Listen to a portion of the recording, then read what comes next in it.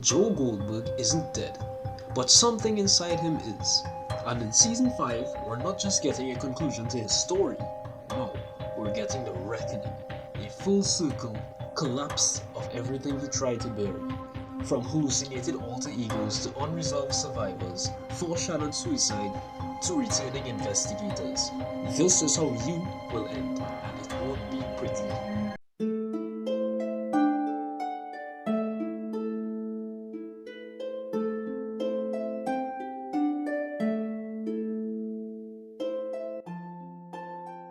This is Lawhaven, I'm Nash, and you are awesome.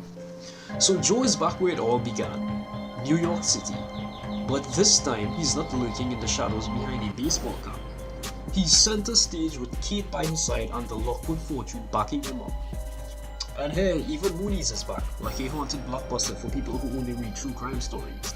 Because what better way to rebrand yourself than reopening a bookstore named after your emotionally abusive mentor? That's like Dexter opening a fish market and calling it Dokes and Co. Symbolically, Joe being in the public eye mirrors the way his psyche has merged. He no longer suppresses the darkness, he wears it with confidence. This is not the duality of season 4, no. This is Joe post-metaphorical death. Season 4 foreshadows how you season 5 will end. Joe's suicide attempt was symbolic and literal. When he jumped off the bridge into the water, he killed the part of him that doubted himself.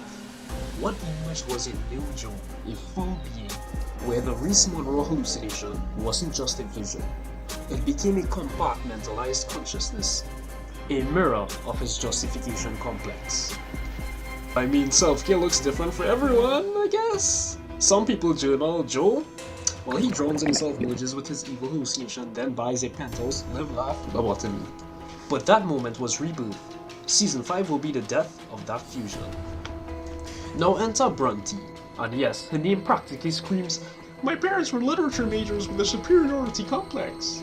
In the trailer, she's caught stealing a book from Mooney's, like she's trying to impress an English lit professor, and gets arrested in the same afternoon.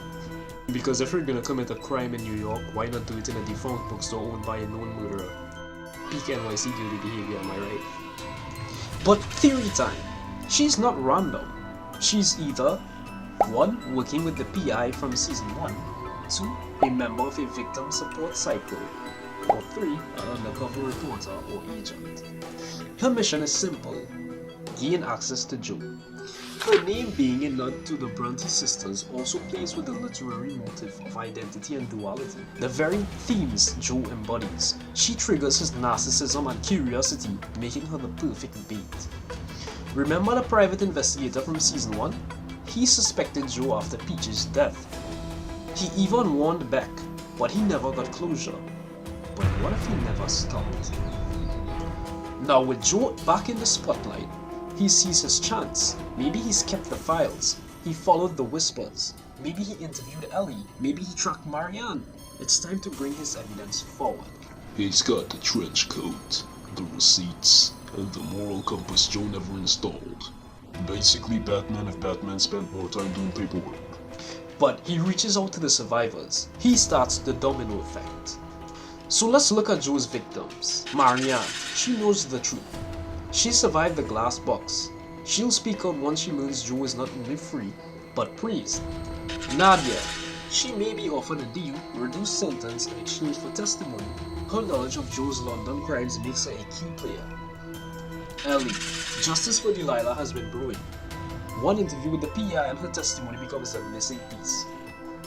Now Annika, that's Peach's friend in case you forgot. We even see her in the trailer, speaking about Joe, and asking anyone with evidence to come forward. She always knew something was off. The PI reaches out, she brings new credibility to Peach's staged suicide. Together, these women and the PI form the Justice Coalition. Unofficial or not, this isn't revenge, it's exposure. It's like the Avengers but make it trauma-bonded survivors of literary obsessed serial killer assemble emotionally. Keith, loyal yet pragmatic, begins to unravel when presented with the truth. Joe lied about Marianne, lied about love, lied about his past, now she's raising Henry with a monster. Like, yo, imagine finding out your husband is a murderer and still being the second most problematic person in your friend group.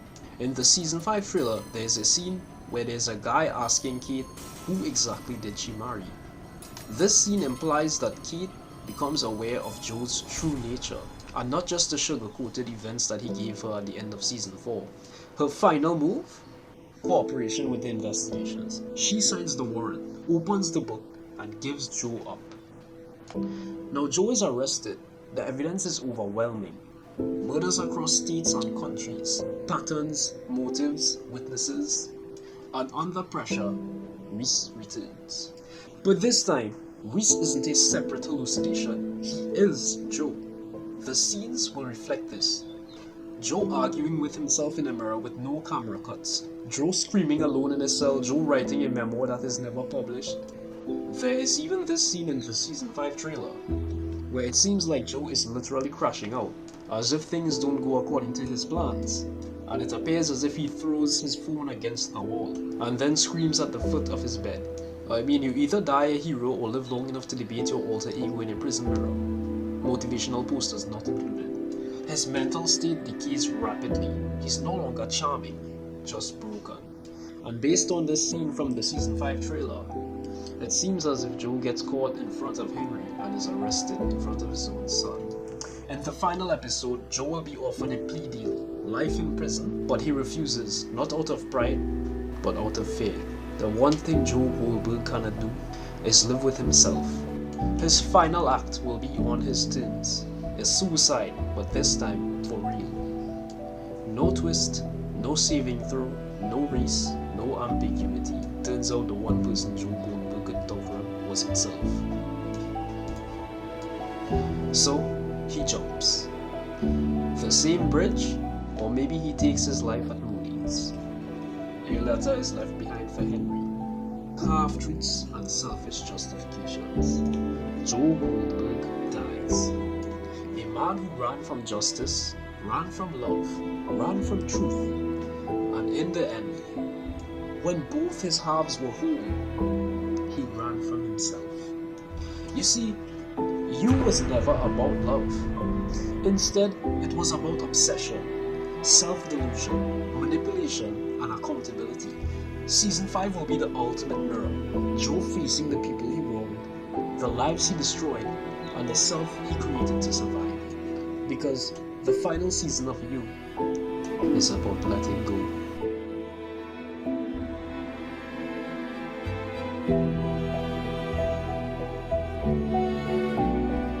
Hey guys, if you enjoyed spiraling into Joe Goldberg's psychological breakdown with us, be sure to leave a like, drop a comment with your wildest Season 5 predictions, and subscribe for more theories that are only slightly less unhinged than Joe himself.